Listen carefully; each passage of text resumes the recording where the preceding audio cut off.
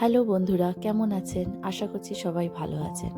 আমার একটি ছোট্ট ব্লগে আপনাদেরকে আবার একবার স্বাগত জানাই। আজকে বৃহস্পতিবার, তাই আজকের আমাদের নিরামিষ আমি এই পনির করেছি, বেগুন ভাজা, ফুলকপি, আলু আর বড়ি দিয়ে তরকারি, আর এখানে করেছি সবজি ডাল। এইটাই আজকে আমাদের মেনু। আর আমার শাশুড়ি মা দিয়েছে খিচুড়ি, আলু ভাজা। এটা রাত্রেবেলা খাবো। এই যে আমাদের ঠাকুর, আমাদের সারদা মাকেই লক্ষ্মী হিসাবে পুজো করে। এখন পুজো আমার শাশুড়ি মাই দেয়, যেহেতু শাশুড়ি মা আমাদের জীবিত আছে, তাই শাশুড়ি মাই এই ঠাকুর ঘরের দায়িত্ব নিয়েছেন। শাশুড়ি মা খুব সুন্দরভাবে তার ঠাকুর ঘরটাকে সাজিয়ে পরিষ্কার পরিচ্ছন্নভাবে রাখেন। খুবই সুন্দর লাগে ঠাকুর ঘরে ঢুকলে। আমরা মাঝে মাঝে পুজো দিই, যখন না থাকেন তখন আমরা পুজো দিই, সন্ধ্যা দিই। এবার ছেলেকে আনতে চলে যাচ্ছি। রোজকারের মতো অটো পাইনি, বাসেই চললাম।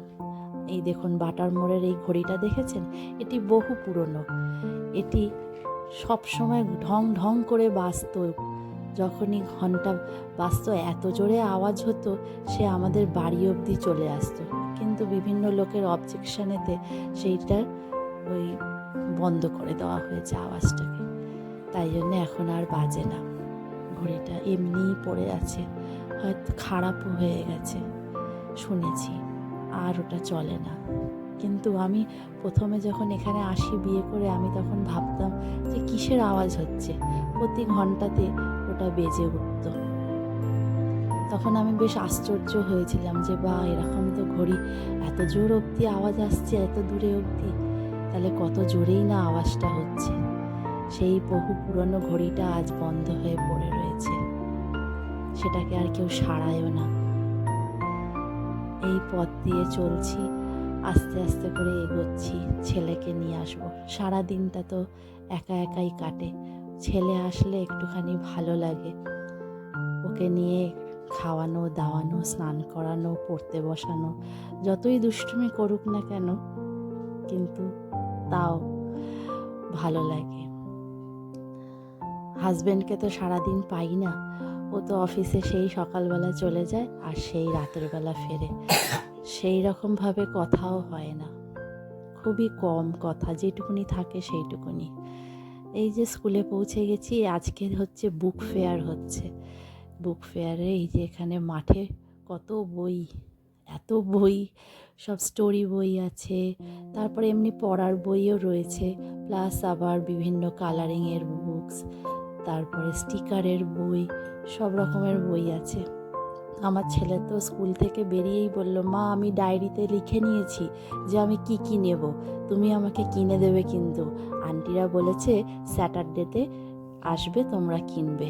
মাথায় পড়েছে হাত যে এই বইগুলো তো বিশাল দাম, এক একটাই 600 টাকা, 700 টাকা, কোথায় 200 টাকা, 300 টাকা। আর কি করা যাবে, কিনে দিতেই হবে।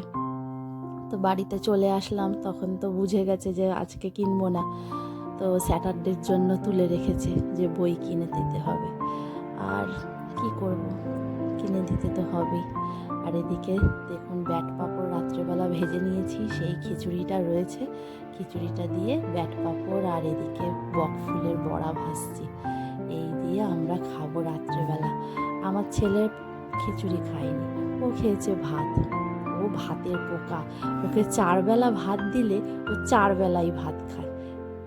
কিন্তু খিচুড়ি ও খায়নি রাত্রেবেলা, ওর মধ্যে নারকেল দিয়ে করেছে তো, তাই জন্যে রাত্রেবেলা আর দিইনি, কোথায় অম্বল টম্বল করে যাবে, সেই জন্যে আর দিইনি। আমি আর আমার হাজব্যান্ডই খেয়েছি।